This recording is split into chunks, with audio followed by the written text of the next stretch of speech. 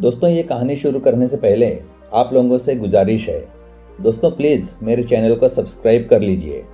दोस्तों, एक बार एक बड़े से हॉल में बहुत सारे लोग बैठे थे। वहाँ पर दुनिया का एक बहुत ही बड़ा मोटिवेशनल स्पीकर आने वाला था और सब लोग उनकी बातें सुनने के लिए वहाँ पर आए थे। लगभग 10 मिनट के बाद वो मोटिवेशनल स्पीकर स्टेज पर आ जाता है और वो बोलता है कि अगर आपने मेरी बात ठीक से सुन ली और समझ ली तो आपकी ज़िंदगी पूरी तरह से बदल जाएगी।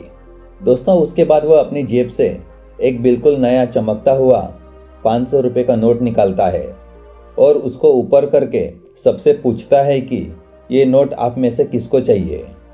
ये सुनते ही सब लोग अपने अपने हाथ ऊपर कर देते हैं।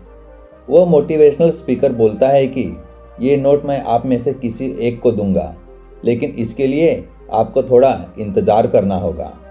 अब वो स्पीकर उस नोट को अपनी मुट्ठी में बंद कर लेता है और थोड़ी देर तक उसको मसलता है। अब उस नए नोट में सिलवटें पड़ जाते हैं और वह थोड़ा पुराना सा दिखने लगता है और वह एक किनारे से थोड़ा फट भी जाता है। इसके बाद वह फिर उस नोट को ऊपर करके पूछता है, अब ये 500 का नोट किसको चाहिए। इस बार भी सभी लोग अपने हाथ ऊपर कर देते हैं। तब मोटिवेशनल स्पीकर ने उस नोट को ज़मीन पर गिरा दिया और उस नोट पर 3-4 बार पैर रख दिया। इससे नोट और भी पुराना हो गया और उस पर थोड़ी मिट्टी भी लग गई थी। फिर उन्होंने उस नोट को ऊपर किया और पूछा कि अब बताओ, अब इस नोट को आप में से कौन लेना चाहता है। और इस बार फिर सबके सब अपने हाथ ऊपर कर दिए। स्पीकर अब नोट को फिर से नीचे ज़मीन पर गिरा देता है और उसके ऊपर कूद कूद कर उसको दोनों पैरों से रगड़ देता है और उसके ऊपर चाय भी गिरा देता है। अब नोट इतना गंदा हो जाता है कि उसको पहचानना भी मुश्किल हो जाता है। कोई भी उस नोट को देखता तो यही बोलता कि अब यह सिर्फ एक गंदा कागज़ का टुकड़ा है, अब यह बेकार है, इस दुनिया में इसकी कोई वैल्यू नहीं है।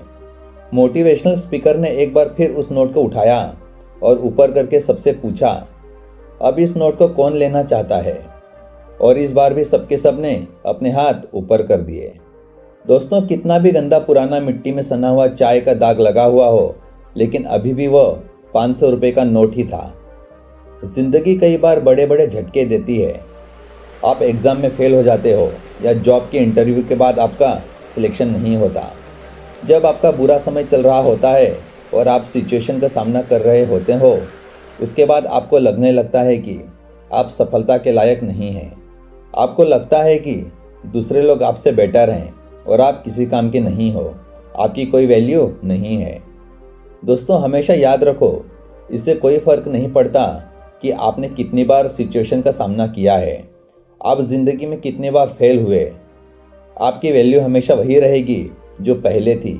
आपके पास कुछ खास है जो दूसरों के पास नहीं है और ये कोई भी आपसे छीन नहीं सकता है। अब तक सक्सेस नहीं मिलने से आपकी वैल्यू कम नहीं हुई है। आप अभी भी अपने बारे में कितना भी लो फील कर रहे हो, उससे कोई फ़र्क नहीं पड़ता।